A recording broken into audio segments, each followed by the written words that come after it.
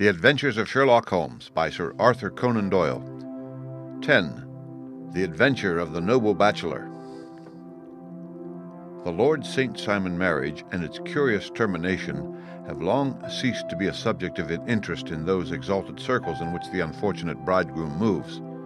Fresh scandals have eclipsed it, and their more piquant details have drawn the gossips away from this 4-year-old drama. As I have reason to believe, however, that the full facts have never been revealed to the general public, and as my friend Sherlock Holmes had a considerable share in clearing the matter up, I feel that no memoir of him would be complete without some little sketch of this remarkable episode. It was a few weeks before my own marriage, during the days when I was still sharing rooms with Holmes in Baker Street, that he came home from an afternoon stroll to find a letter on the table waiting for him.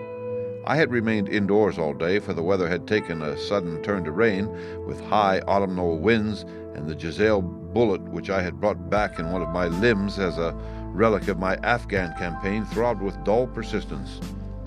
With my body in one easy chair and my legs upon another, I had surrounded myself with a cloud of newspapers until at last, saturated with the news of the day, I tossed them all aside and lay listless, watching the huge crest and monogram upon the envelope upon the table and wondering lazily who my friend's noble correspondent could be. "Here's a very fashionable epistle," I remarked as he entered. "Your morning letters, if I remember right, were from a fishmonger and a tide-waiter." "Yes, my correspondence has certainly the charm of variety," he answered, smiling, "and the humbler are usually the more interesting. This looks like one of those unwelcome social summonses which call upon a man either to be bored or to lie." He broke the seal and glanced over the contents. "Oh, come, it may prove to be something of interest after all." "Not social, then?" "No, distinctly professional, and from a noble client, one of the highest in England. My dear fellow, I congratulate you. I assure you, Watson, without affectation, that the status of my client is a matter of less moment to me than the interest of his case. It is just possible, however, that also may not be wanting in this new investigation. You have been reading the papers diligently of late, have you not?" "It looks like it," said I ruefully, pointing to a large bundle in the corner. "I have had nothing else to do." "It is fortunate, for you will perhaps be able to post me up. I read nothing except the criminal news in the agony column. The latter is always instructive. But if you have followed recent events so closely, you must have read about Lord St. Simon and his wedding." "Oh, yes, with the deepest interest." "That is well. The letter which I hold in my hand is from Lord St. Simon. I will read it to you, and in return you must turn over these papers and let me have whatever bears upon the matter. This is what he says. My dear Mr. Sherlock Holmes, Lord Blackwater tells me that I may place implicit reliance upon your judgment and discretion. I have determined, therefore, to call upon you and to consult you in reference to the very painful event which has occurred in connection with my wedding.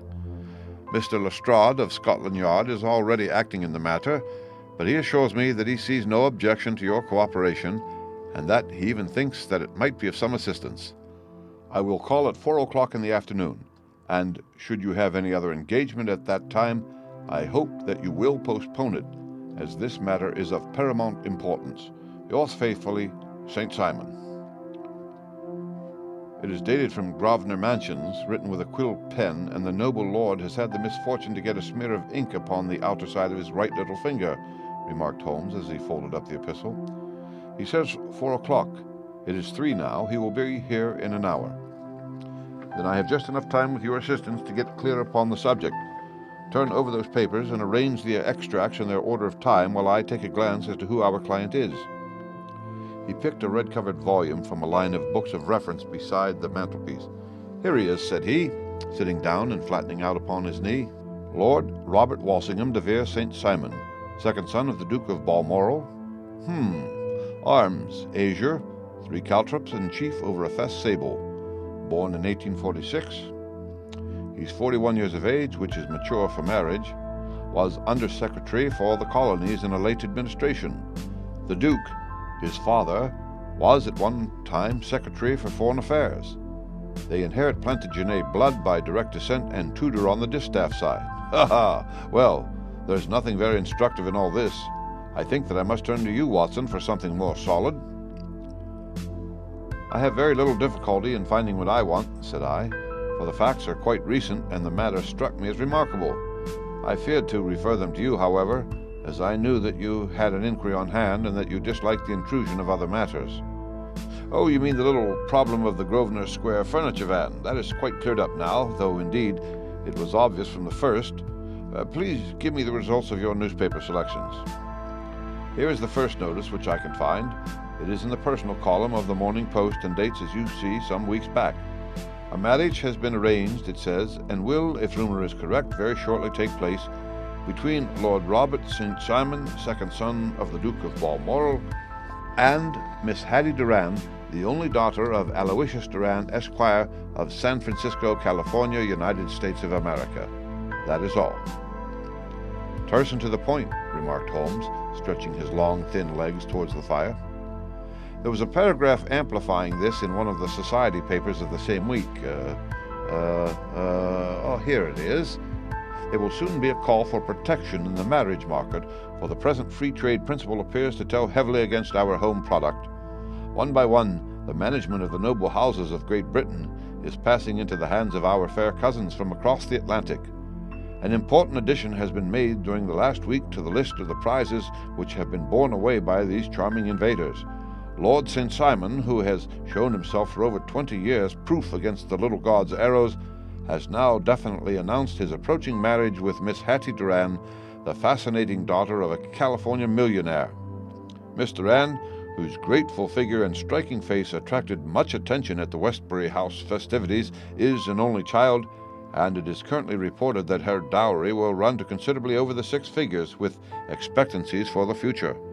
As it is an open secret that the Duke of Balmoral has been compelled to sell his pictures within the last few years, and as Lord St. Simon has no property of his own save the small estate of Birchmoor, it is obvious that the California heiress is not the only gainer by an alliance which will enable her to make the easy and common transition from a Republican lady to a British peeress. Anything else? Asked Holmes, yawning. Oh, yes, plenty. Then there is another note in the Morning Post to say that the marriage would be an absolutely quiet one, that it would be at St. George's, Hanover Square, that only a dozen intimate friends would be invited, and that the party would return to the furnished house at Lancaster Gate, which has been taken by Mr. Aloysius Durand. 2 days later, that is on Wednesday last, there is a curt announcement that the wedding had taken place and that the honeymoon would be passed at Lord Backwater's place near Petersfield. Those are all the notices which appeared before the disappearance of the bride. Before the what? Asked Holmes with a start. The vanishing of the lady. When did she vanish, then? At the wedding breakfast. Indeed, this is more interesting than it promised to be, quite dramatic, in fact. Yes, it struck me as being a little out of the common. They often vanish before the ceremony, and occasionally during the honeymoon, but I cannot call to mind anything quite so prompt as this. Pray, let me have the details. I warn you that they are very incomplete. Perhaps we may make them less so. Such as they are set forth in a single article of a morning paper of yesterday, which I shall read to you. It is headed, Singular Occurrence at a Fashionable Wedding. The family of Lord Robert St. Simon has been thrown into the greatest consternation by the strange and painful episodes which have taken place in connection with his wedding. The ceremony, as shortly announced in the papers of yesterday, occurred on the previous morning, but it is only now that it has been possible to confirm the strange rumors which have been so persistently floating about. In spite of the attempts of the friends to hush the matter up, so much public attention has now been drawn to it that no good purpose can be served by affecting to disregard what is a common subject for conversation. The ceremony, which was performed at St. George's, Hanover Square, was a very quiet one, no one being present save the father of the bride, Mr. Aloysius Durand, the Duchess of Balmoral, Lord Backwater, Lord Eustace, and Lady Clara St. Simon, the younger brother and sister of the bridegroom, and Lady Alicia Whittington. The whole party proceeded afterwards to the house of Mr. Aloysius Durand at Lancaster Gate, where breakfast had been prepared. It appears that some little trouble was caused by a woman, whose name has not been ascertained, who endeavored to force her way into the house after the bridal party, alleging that she had some claim upon Lord St. Simon. It was only after a painful and prolonged scene that she was ejected by the butler and the footman. The bride, who had fortunately entered the house before this unpleasant interruption, had sat down to breakfast with the rest, when she complained of a sudden indisposition and retired to her room. Her prolonged absence having caused some comment, her father followed her, but learned from her maid that she had only come up to her chamber for an instant, caught up an ulster and bonnet, and hurried down to the passage. One of the footmen declared that he had seen a lady leave the house thus apparelled, but had refused to credit that it was his mistress, believing her to be with the company. On ascertaining that his daughter had disappeared, Mr. Aloysius Doran, in conjunction with the bridegroom, instantly put themselves in communication with the police, and very energetic inquiries are being made, which will probably result in a speedy clearing up of this very singular business. Up to a late hour last night, however, nothing had transpired as to the whereabouts of the missing lady. There are rumors of foul play in the matter, and it is said that the police have caused the arrest of the woman who had caused the original disturbance, in the belief that, from jealousy or some other motive, she may have been concerned in the strange disappearance of the bride. And is that all? Only one little item in another of the morning papers, but it is a suggestive one, and it is that Miss Flora Miller, the lady who had caused the disturbance, has actually been arrested. It appears that she was formerly a danseuse at the Allegro, and that she has known the bridegroom for some years. There are no further particulars, and the whole case is in your hands now, so far as it has been set forth in the public press. And an exceedingly interesting case it appears to be. I would not have missed it for worlds. But there is a ring at the bell, Watson, and as the clock makes it a few minutes after 4, I have no doubt that this will prove to be our noble client. Do not dream of going, Watson, for I have very much prefer having a witness, if only as a check to my own memory. Lord Robert St. Simon, announced our page boy, throwing open the door. A gentleman entered, with a pleasant, cultured face, high-nosed and pale, with something perhaps of petulance about the mouth, and with the steady, well-opened eye of a man whose pleasant lot it had ever been to command and to be obeyed. His manner was brisk, and yet his general appearance gave an undue impression of age, for he had a slight forward stoop and a little bend of the knees as he walked. His hair, too, as he swept off his very curly-brimmed hat, was grizzled around the edges and thin upon the top. As to his dress, it was careful to the verge of foppishness, with high collar, black frock coat, white waistcoat, yellow gloves, patent leather shoes, and light-colored gaiters. He advanced slowly into the room, turning his head from left to right, and swinging in his right hand the cord which held his golden eyeglasses. "Good day, Lord St. Simon," said Holmes, rising and bowing. "Pray take the basket chair. This is my friend and colleague, Dr. Watson. Draw up a little to the fire, and we'll talk this matter over." "A most painful matter to me, as you can most readily imagine, Mr. Holmes. I have been cut to the quick. I understand that you have already managed several delicate cases of this sort, sir, though I presume that they were hardly from the same class of society." "No, I am descending." "I beg pardon. My last client of this sort was a king." "Oh, really?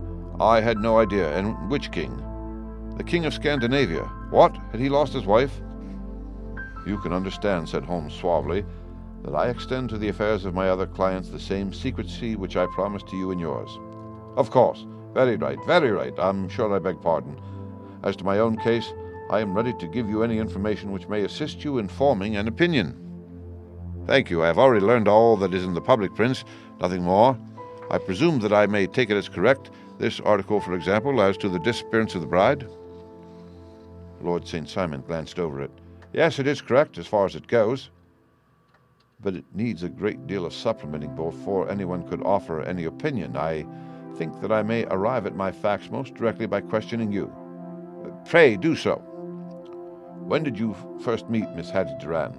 "In San Francisco, a year ago." "Were you traveling in the States?" "Yes." "Did you become engaged then?" "No, but you were on a friendly footing?" "I was amused by her society, and she could see that I was amused." "Her father is very rich?"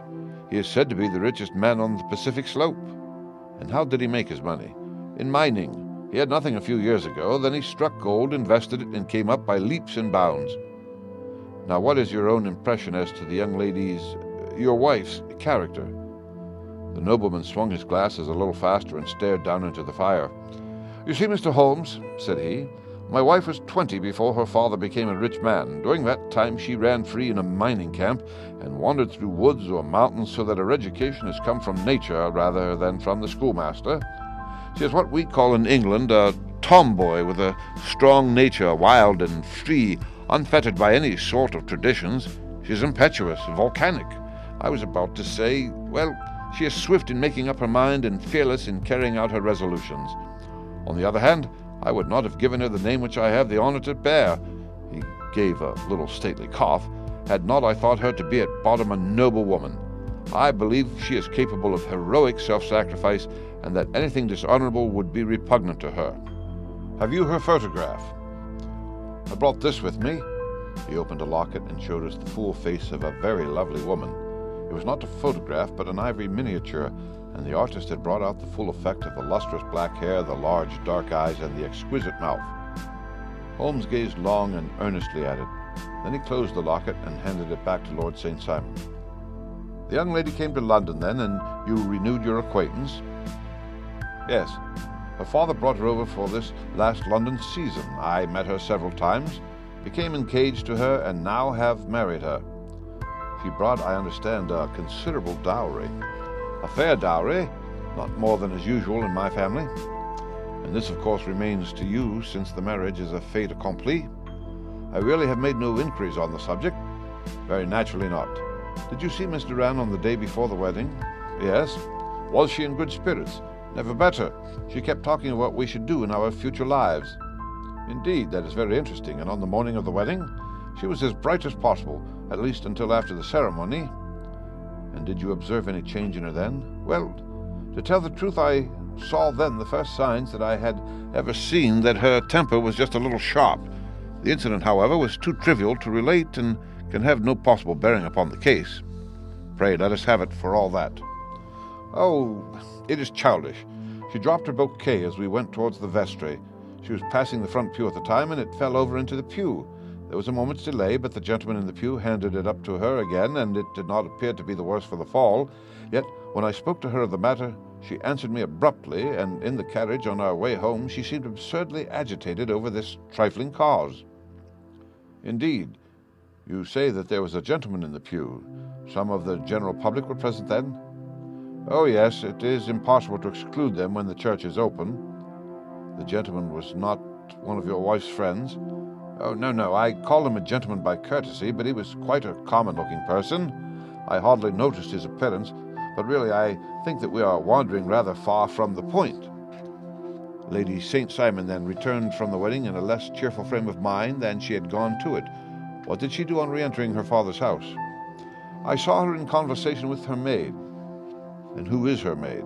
"Alice is her name. She is an American and came from California with her." "A confidential servant?" "A little too much so. It seemed to me that her mistress allowed her to take great liberties. Still, of course, in America they look upon these things in a different way." "How long did she speak to this Alice?" "Oh, a few minutes. I had something else to think of." "You did not overhear what they said?" "Lady St. Simon said something about jumping a claim. She was accustomed to use slang of the kind. I have no idea what she meant." "American slang is very expressive sometimes. And what did your wife do when she finished speaking to her maid?" "She walked into the breakfast room." "On your arm?" "No, alone. She was very independent in little matters like that. Then, after we had sat down for 10 minutes or so, she rose hurriedly, muttered some words of apology, and left the room. She never came back." "But this maid, Alice, as I understand, deposes that she went to her room, covered her bride's dress with a long ulster, put on a bonnet, and went out." "Quite so. And she was afterwards seen walking into Hyde Park in company with Flora Miller, a woman who is now in custody and who had already made a disturbance at Mr. Durand's house that morning." "Ah, yes. I should like a few particulars as to this young lady and your relations to her." Lord St. Simon shrugged his shoulders and raised his eyebrows. "We have been on a friendly footing for some years. I may say on a very friendly footing. She used to be at the Allegro. I have not treated her ungenerously, and she had no just cause of complaint against me. But you know what women are, Mr. Holmes. Flora was a dear little thing, but exceedingly hot-headed and devotedly attached to me. She wrote me dreadful letters when she heard that I was about to be married, and to tell the truth, the reason why I had the marriage celebrated so quietly was that I feared lest there might be a scandal in the church. She came to Mr. Durand's door just after we returned, and she endeavored to push her way in, uttering very abusive expressions towards my wife, and even threatening her. But I had foreseen the possibility of something of the sort, and I had 2 police fellows in their private clothes who soon pushed her out again. She was quiet when she saw that there was no good in making a row. Did your wife hear all this? No, thank goodness she did not. And she was seen walking with this very woman afterwards? Yes, that is what Mr. Lestrade of Scotland Yard looks upon as so serious. It is thought that Flora decoyed my wife out and laid some terrible trap for her. Well, it is a possible supposition. You think so too? I do not say a probable one, but you do not yourself look upon this as likely. I do not think Flora would hurt a fly. Still, jealousy is a strange transformer of characters. Pray, what is your own theory as to what took place? Well, really, I came to seek a theory, not to propound one. I have given you all the facts. Since you ask me, however, I must say that it has occurred to me as possible that the excitement of this affair, the consciousness that she had made so immense a social stride, had the effect of causing some little nervous disturbance in my wife. In short, that she had become suddenly deranged.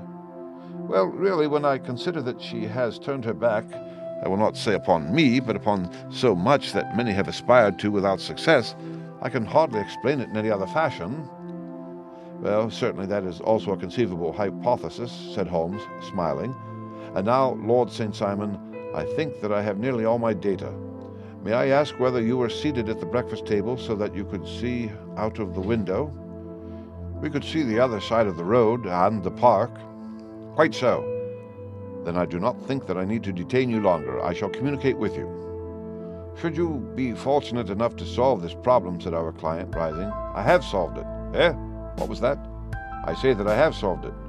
Where, then, is my wife? That is a detail which I shall speedily supply. Lord St. Simon shook his head. I'm afraid that it will take wiser heads than yours or mine, he remarked, and bowing in a stately, old-fashioned manner, he departed. It is very good of Lord St. Simon to honor my head by putting it on a level with his own, said Sherlock Holmes, laughing. I think that I shall have a whiskey and soda and a cigar after all this cross-questioning.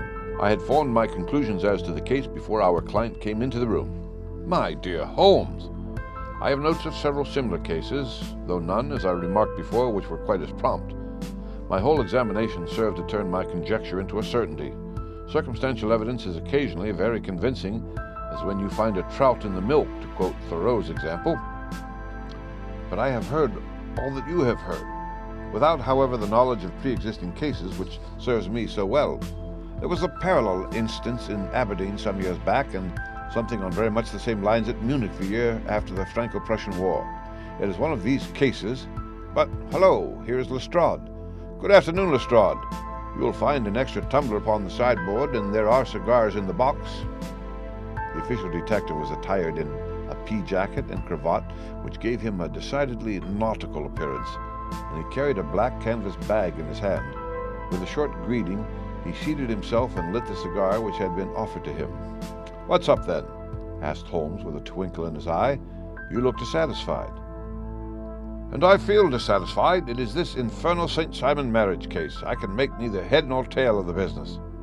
Really, you surprise me. Who ever heard of such a mixed affair? Every clue seems to slip through my fingers. I have been at work upon it all day. And very well it seems to have made you, said Holmes, laying his hand upon the arm of the pea jacket. Yes, I have been dragging the Serpentine. In heaven's name, what for? In search of the body of Lady St. Simon. Sherlock Holmes leaned back in his chair and laughed heartily. Have you dragged the basin of Trafalgar Square fountain? He asked. Why, what do you mean?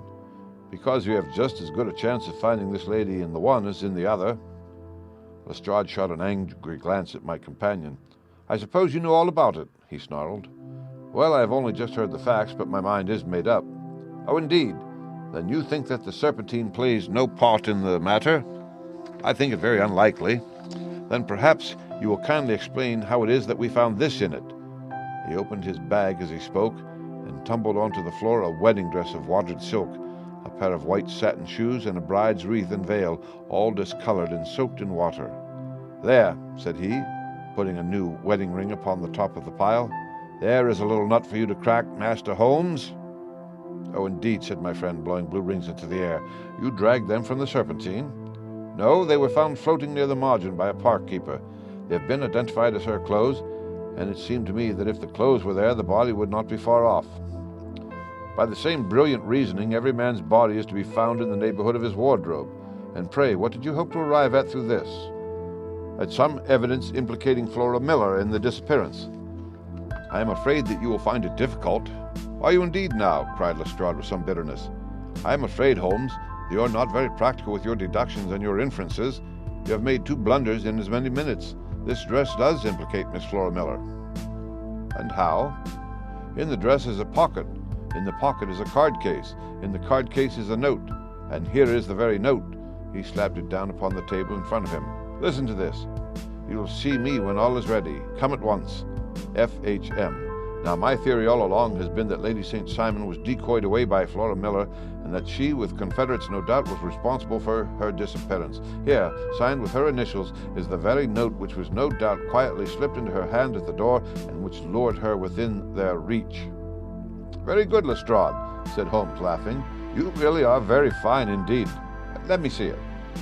He took up the paper in a listless way, but his attention instantly became riveted, and he gave a little cry of satisfaction.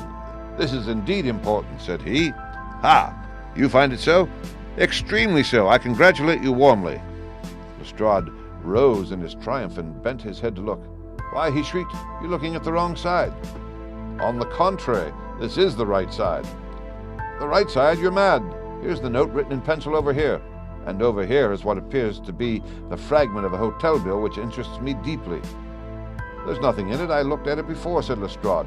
October 4th, rooms 8 shilling, breakfast 2 shillings, 6pence, cocktail 1 shilling, lunch 2 shillings, 6pence, glass of sherry 8pence. I see nothing in that. Very likely not. It is most important all the same. As to the note, it is important also, or at least the initials are, so I congratulate you again. I've wasted enough time, said Lestrade, rising. I believe in hard work and not in sitting by the fire spinning fine theories. Good day, Mr. Holmes. And we shall see which gets to the bottom of the matter first. He gathered up the garments, thrust them into the bag, and made for the door. Just one hint to you, Lestrade, drawled Holmes before his rival vanished.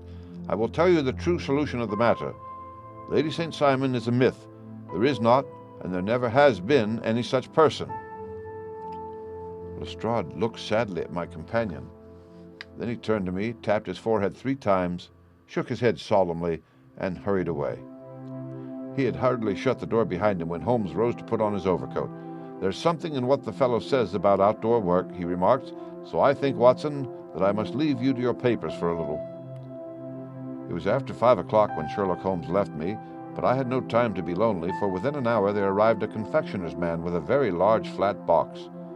This he unpacked with the help of a youth whom he had brought with him, and presently, to my very great astonishment, a quite Epicurean little cold supper began to be laid out upon our humble lodging-house mahogany. There were a couple of brace of cold woodcock, a pheasant, a pâté de foie gras pie with a group of ancient and cobwebby bottles. Having laid out all these luxuries, my 2 visitors vanished away like the genii of the Arabian Nights, with no explanation save that the things had been paid for and were ordered to this address. Just before 9 o'clock, Sherlock Holmes stepped briskly into the room. His features were gravely set, but there was a light in his eye which made me think that he had not been disappointed in his conclusions. They have laid the supper, then, he said, rubbing his hands. You seem to expect company. They have laid for 5. Yes, I fancy we may have some company dropping in, said he. I am surprised that Lord St. Simon has not already arrived. Ha! I fancy that I hear his step now upon the stairs. It was indeed our visitor of the afternoon who came bustling in, dangling his glasses more vigorously than ever, and with a very perturbed expression upon his aristocratic features. My messenger reached you, then? Asked Holmes. Yes, and I confess that the contents startled me beyond measure. Have you good authority for what you say? The best possible. Lord St. Simon sank into a chair and pressed his hand over his forehead. What will the Duke say, he murmured, when he hears that one of the family has been subjected to such humiliation? It is the purest accident. I cannot allow that there is any humiliation. Ah, you look on these things from another standpoint. I fail to see that anyone's to blame. I can hardly see how the lady could have acted otherwise, though her abrupt method of doing it was undoubtedly to be regretted. Having no mother, she had no one to advise her at such a crisis. "It was a slight, sir, a public slight," said Lord St. Simon, tapping his fingers upon the table. "You must make allowance for this poor girl, placed in so unprecedented a position." "I will make no allowance. I am very angry indeed, and I have been shamefully used." "I think that I heard a ring," said Holmes. "Yes, there are steps on the landing. If I cannot persuade you to take a lenient view of the matter, Lord St. Simon, I have brought an advocate here who may be more successful." He opened the door and ushered in a lady and gentleman. "Lord St. Simon," said he, "allow me to introduce you to Mr. and Mrs. Francis Hay Moulton. The lady, I think, you have already met." At the sight of these newcomers, our client had sprung from his seat and stood very erect, with his eyes cast down and his hand thrust into the breast of his frock coat, a picture of offended dignity. The lady had taken a quick step forward and had held out her hand to him, but he still refused to raise his eyes. It was as well for his resolution, perhaps, for her pleading face was one which it was hard to resist. "You are angry, Robert," said she. "Well, I guess you have every cause to be." "Pray make no apology to me," said Lord St. Simon bitterly. "Oh, yes, I know that I have treated you real bad and that I should have spoken to you before I went. But I was kind of rattled, and from the time when I saw Frank here again, I just didn't know what I was doing or saying. I only wonder I didn't fall down and do a faint right there before the altar." "Perhaps, Mrs. Moulton, you would like my friend and me to leave the room while you explain this matter." "If I may give an opinion," remarked the strange gentleman, "we've had just a little too much secrecy over this business already. For my part, I should like all Europe and America to hear the rights of it."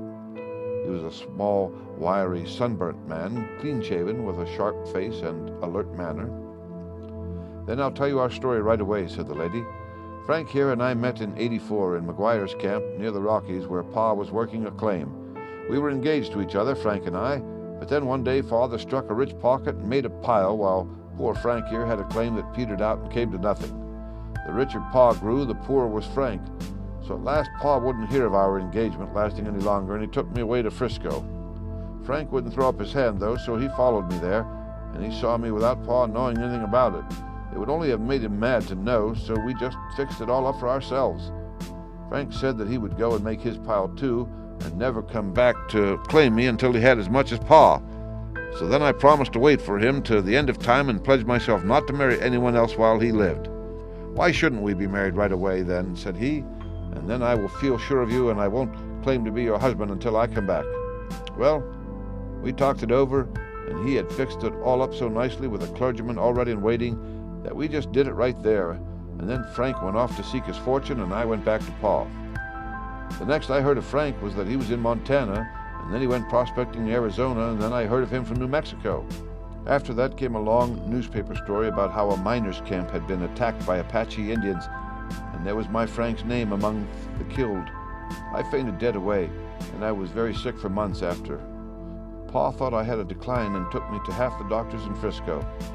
Not a word of news came for a year and more, so that I never doubted that Frank was really dead. Then Lord St. Simon came to Frisco, and we came to London, and a marriage was arranged, and Pa was very pleased, but I felt all the time that no man on this earth would ever take the place in my heart that had been given to my poor Frank. Still, if I had married Lord St. Simon, of course I'd have done my duty by him. We can't command our love, but we can our actions. I went to the altar with him with the intention to make him just as good a wife as it was in me to be, but you may imagine what I felt when, just as I came to the altar rails, I glanced back and saw Frank standing and looking at me out of the first pew.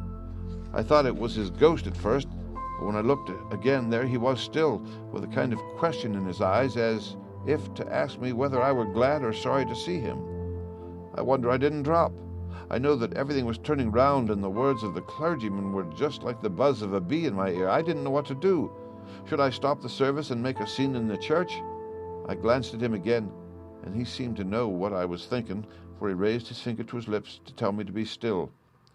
Then I saw him scribble on a piece of paper, and I knew that he was writing me a note. As I passed his pew on the way out, I dropped my bouquet over to him, and he slipped the note into my hand, and when he returned me the flowers, it was only a line asking me to join him when he made the sign to me to do so. Of course, I never doubted for a moment that my first duty was now to him, and I determined to do just whatever he might direct. When I got back, I told my maid, who had known him in California and had always been his friend. I ordered her to say nothing, but to get a few things packed and my ulster ready. I know I ought to have spoken to Lord St. Simon, but it was dreadful hard before his mother and all those great people. I just made up my mind to run away and explain afterwards. I hadn't been at the table 10 minutes before I saw Frank out of the window at the other side of the road. He beckoned to me and then began walking into the park. I slipped out, put on my things, and followed him. Some woman came talking something or other about Lord St. Simon to me. Seemed to me, from the little as I heard, as if he had a little secret of his own before marriage also, but I managed to get away from her and soon overtook Frank. We got into a cab together, and away we drove to some lodgings he had taken in Gordon Square, and that was my true wedding after all those years of waiting. Frank had been a prisoner among the Apaches, had escaped, came on to Frisco, found that I had given him up for dead and had gone to England, followed me there, and had come upon me at last on the very morning of my second wedding. I saw it in a paper, explained the American. It gave me the name and the church, but not where the lady lived. Then we had a talk as to what we should do, and Frank was all for openness, but I was so ashamed of it all that I felt as if I should like to vanish away and never see any of them again, just sending a line to Pa, perhaps, to show him that I was alive. It was awful to me to think of all those lords and ladies sitting around that breakfast table and waiting for me to come back. So Frank took my wedding clothes and things and made a bundle of them so that I should not be traced, and dropped them away somewhere where no one could find them. It is likely that we should have gone on to Paris tomorrow, only that this good gentleman, Mr. Holmes, came round to see us this evening, though how he found us is more than I can think, and he showed us very clearly and kindly that I was wrong, and that Frank was right, and that we should be putting ourselves in the wrong if we were so secret. Then he offered to give us a chance of talking to Lord St. Simon alone, and so we came right away round to his rooms at once. Now, Robert, you have heard it all, and I am very sorry if I have given you pain, and I hope that you do not think very meanly of me. Lord St. Simon had by no means relaxed his rigid attitude, but had listened with a frowning brow and a compressed lip to this long narrative. "Excuse me," he said, "but it is not my custom to discuss my most intimate personal affairs in this public manner. Then you won't forgive me? You won't shake hands before I go?" "Oh, certainly, if it would give you any pleasure." He put out his hand and coldly grasped that which she extended to him. "I had hoped," suggested Holmes, "that you would have joined us in a friendly supper." "I think that there you ask a little too much," responded his lordship. "I may be forced to acquiesce in these recent developments, but I can hardly be expected to make merry over them. I think that with your permission I will now wish you all a very good night."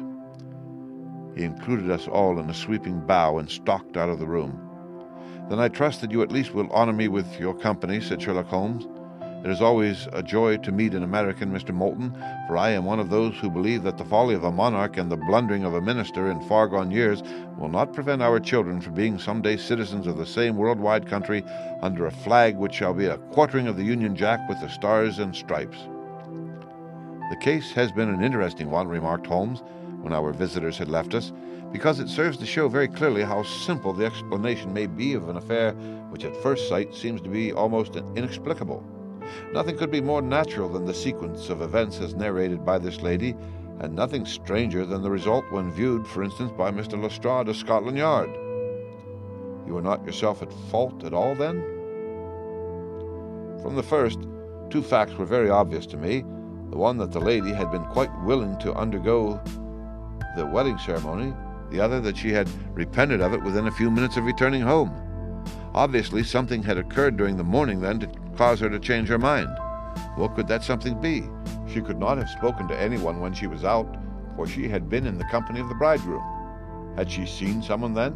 If she had, it must be someone from America, because she had spent so short a time in this country that she could hardly have allowed anyone to acquire so deep an influence over her that the mere sight of him would induce her to change her plans so completely.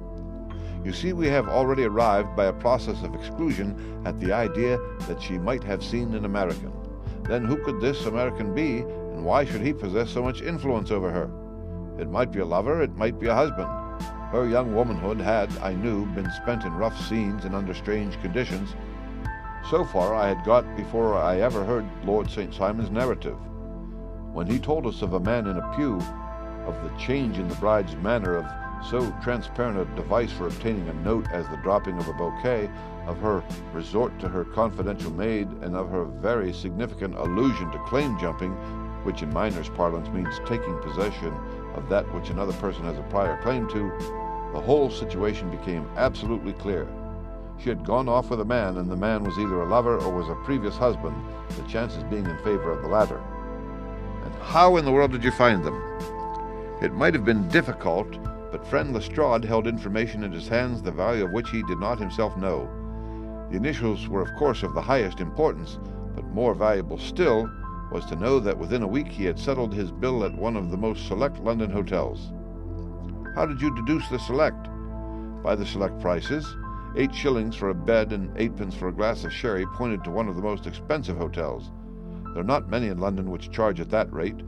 In the second one, which I visited in Northumberland Avenue, I learned by an inspection of the book that Francis H. Moulton, an American gentleman, had left only the day before, and on looking over the entries against him, I came upon the very items which I had seen in the duplicate bill.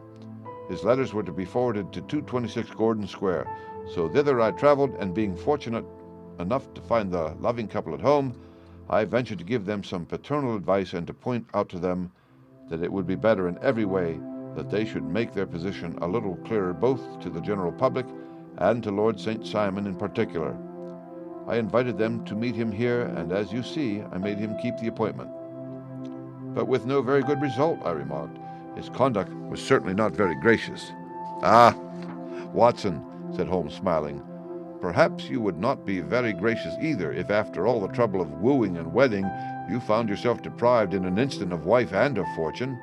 I think that we may judge Lord St. Simon very mercifully, and thank our stars that we are never likely to find ourselves in the same position.